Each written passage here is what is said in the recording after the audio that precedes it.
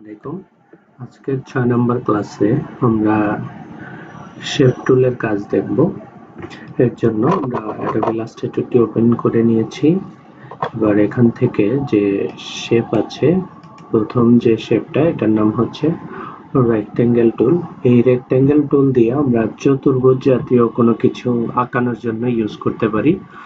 যেমন এটাকে ধরে আমরা মাউসের লেফট বাটন চেপে ধরে নিলে এই যে এখানে স্ট্রোকের কালার দেওয়া আছে, যার জন্য এটা একটা বর্ডার তৈরি হলো। আবার যদি এটা স্ট্রোক কালার না দিয়ে ফিল কালার দেওয়া থাকতো, যেমন এখানে এই অ্যারোতে ক্লিক করলে এটার কালারের অবস্থানটা চেঞ্জ হবে। আবার এখান থেকে দিয়ে মাউসের লেফট বাটন টেনে ধরে এরকম টান দিলে এটা ফিল কালারের হয়ে যাবে। আবার এইটাকে যদি আমরা অল্টার এবং শিফট ধরে আঁকাই তাহলে চতুর সাইড থেকে সমান হবে এটা। তাহলে এরপরে যে টুলটা আছে এটা হচ্ছে রাউন্ডেড রেক্টেঙ্গেল টুল। এই রাউন্ডেড রেক্টেঙ্গেল টুলে এটা নিব, নিয়ে মাউসের লেফট বাটন চেপে ধরে এভাবে টেনে নিব। টেনে নিয়ে আমরা যদি এটা ফিল কালারে দিই, যেমন স্টক কালারে দিলাম, স্টক কালারে দিয়ে এখান থেকে স্টকের কিছু কাজ আছে, যেমন এটার মাধ্যমে আমরা এই স্টক গুলা, বর্ডারের স্টক গুলা কম বেশি করতে পারবো। এরপরে এখান থেকে স্টকের যে লাইন গুলা আছে, এই লাইন গুলা আমরা নিজের মতো করে অ্যাপ্লাই করতে পারবো, যে কোন স্টাইলটা আমাদের পছন্দ হয় সেটা এখানে ব্যবহার করতে পারবো। নরমালি এটা থাকে। এরপরে এখান থেকে এটাকে আমরা ডিলিট করে দিলাম। দেওয়ার পর এরপরে যে টুলটা আছে এটা হচ্ছে ইলিপস টুল, বৃত্ত আঁকানোর জন্য। যেমন এটাকে ধরে আমরা এটা ছেড়ে দিলাম, তাহলে এটা কিন্তু একটা বৃত্ত তৈরি হয়ে গেল। কিন্তু আমি যদি এটা চাই একদম রাউন্ড বৃত্ত আঁকানোর জন্য, যেমন এটাকে নিয়ে যদি এখানে অল্টার এবং শিফট চেপে ধরি তাহলে একদম গোলাকার বৃত্ত তৈরি হবে। এবং এটা যেহেতু আমি স্টক কালার নিয়েছি, যদি ফিল কালার নেই তাহলে এটা পুরোটা ভরাট হয়ে যাবে। আবার এটাকে বিভিন্ন ভাবে আমরা মডিফাই করতে পারি। যেমন এই যে এখানে ডিরেক্ট সিলেকশন আছে, এখানে 4টা অ্যাঙ্কর পয়েন্ট আছে, 1 2 3 4। এই অ্যাঙ্কর পয়েন্ট গুলা ধরে আমরা নিজের মতো করে মডিফাই করতে পারি। যেমন এই অ্যাঙ্কর পয়েন্টটা সিলেক্ট করে এখানে যদি আপ অ্যারো দেই তাহলে দেখেন এই যে বৃত্তটা ছিল এটা কিন্তু বাঁকা হয়ে গেল। এটা দিয়েও আমরা বিভিন্ন ডিজাইন বানায় ফেলতে পারবো। আবার এখান থেকে বৃত্তটা নিলাম, নিয়ে মাউসের লেফট বাটন চেপে ধরে এই ডিরেক্ট সিলেকশন টুল দিয়ে আমরা এটাকে ধরে নিজের ইচ্ছা মতো করে আঁকা বাঁকা করে ডিজাইন গুলাকে মডিফাই করে নিতে পারি।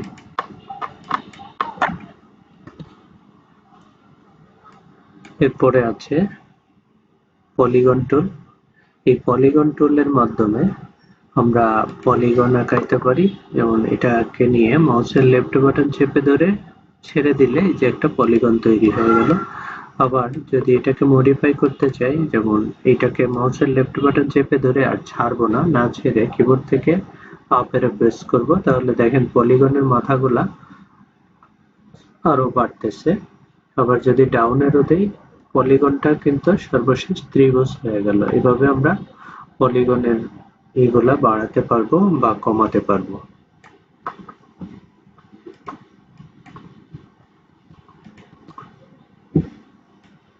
এরপরে আছে স্টার। এই স্টারের মাধ্যমে আমরা স্টার আঁকাইতে পারবো। যেমন স্টারের অনেকগুলা মাথা, আমি এখনো মাউসের লেফট বাটন ছেড়ে দেইনি।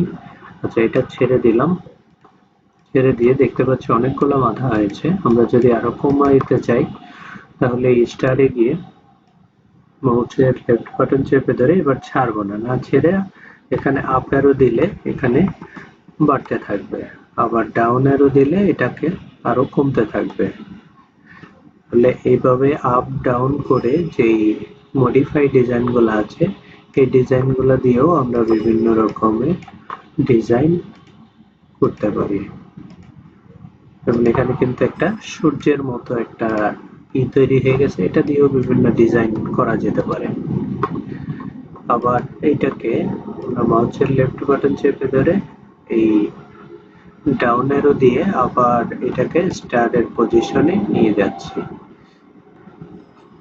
স্টারে আবার চলে আসলো। এভাবে স্টার নিয়েও আমরা কাজ করতে পারি।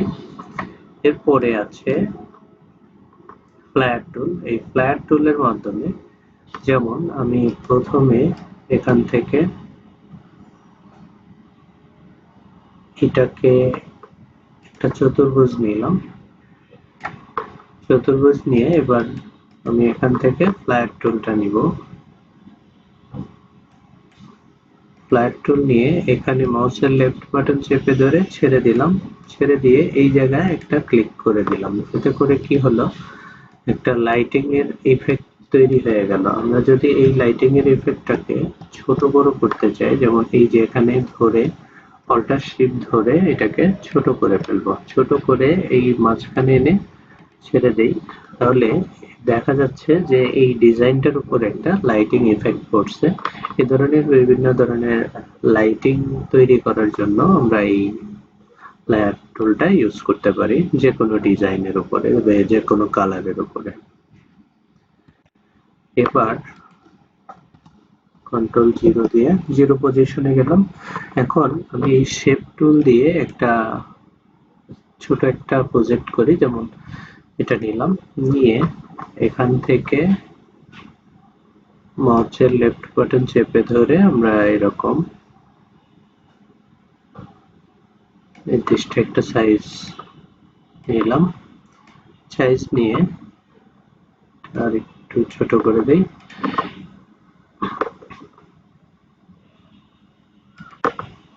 এটার কালারটা আমরা সবুজ কালারই নিলাম। নিয়ে এখান থেকে একটা বৃত্ত নিই, এটা একটু সিলেক্ট করে নিলাম। এবার এখান থেকে একটা বৃত্ত নিয়ে এই যে মাঝখানের পয়েন্টারটা আছে, এই পয়েন্টারে ক্লিক করে অল্টার চেপে ধরে অল্টার শিফট চেপে ধরে আমরা এইটা আঁকাবো। আঁকাইলে দেখেন এটা কিন্তু বৃত্তটা মাঝখানে হয়ে গেল। এবার এখানে একটা কালার দিই, রেড কালার। এরপরে আমরা এখানে পতাকা বানাচ্ছি এটাকে। যেমন এখান থেকে একটা রেক্টেঙ্গেল নিলাম, নিয়ে মাউসের লেফট বাটন চেপে ধরে এই জায়গায় একটা নিয়ে নিলাম, লাঠি নিয়ে নিলাম আর কি। নেওয়ার পর এখান থেকে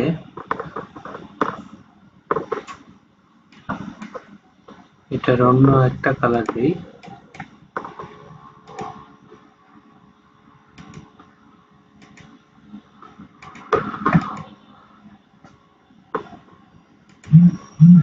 এটা রাখলাম। রেখে এবার এখান থেকে চতুর্ভুজ দিয়ে আবার নিচের যে এইটা আছে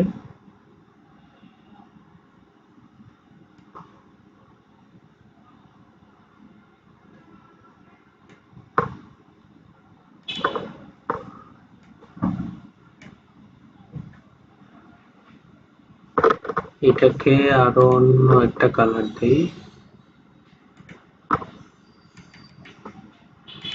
এখন এখানে ডিরেক্ট সিলেকশন দিয়ে এটাকে একটু মডিফাই করে নিই।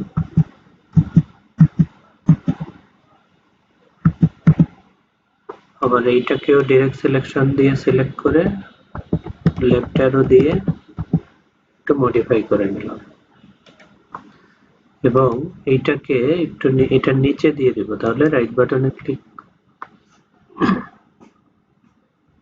এটা নিচেই থাক, উপরে উঠাইলে আবার এইটা দেখা যাবে। এটা যদি নিচে দিতে চাই রাইট বাটন এই সিলেকশন টুল ক্লিক করে রাইট বাটন ক্লিক করে অ্যারেঞ্জ সেন্ড টু ব্যাক, আমরা এটাকে নিচে পাঠিয়ে দিতে পারি। আবার এটাকে উপরে আনতে চাইলে অ্যারেঞ্জ থেকে ব্রিং টু ফ্রন্ট, সামনে নিয়ে আসলাম। এরপরে আমরা এখানে কিভাবে পিছনে এবং সামনে নিতে হয় সেই কাজটাও দেখে ফেললাম। এবং এই পতাকাটা বানালাম, এটার সাথে সাথে আমরা এই পুরোটাকে সিলেক্ট করে এটা কিভাবে গ্রুপ করতে হয় সেই কাজটাও দেখে ফেলবো। এর জন্য রাইট বাটনে ক্লিক করে এই যে গ্রুপে ক্লিক করে দিলাম। এবার কিন্তু এই পুরো পতাকাটাই একটা হয়ে গেল। আমরা একটু ছোট করে নিই, এখানে ক্লিক করে অল্টার শিফট ধরে ছোট করে নিলাম। এবার এটাকে যদি আমরা চাই যে আবার আনগ্রুপ করব, আলাদা আলাদা করব,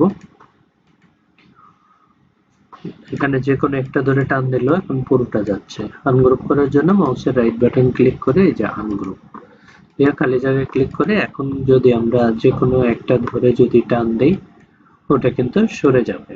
এভাবে আমরা গ্রুপ এবং আনগ্রুপ করাও দেখে ফেললাম।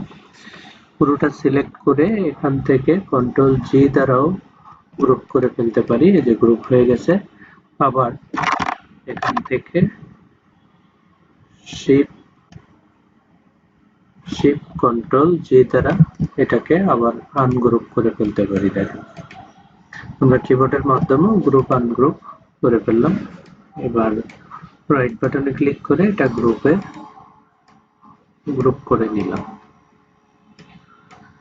এভাবে শেপ টুল দিয়ে আমরা বিভিন্ন ধরনের কাজ করতে পারি।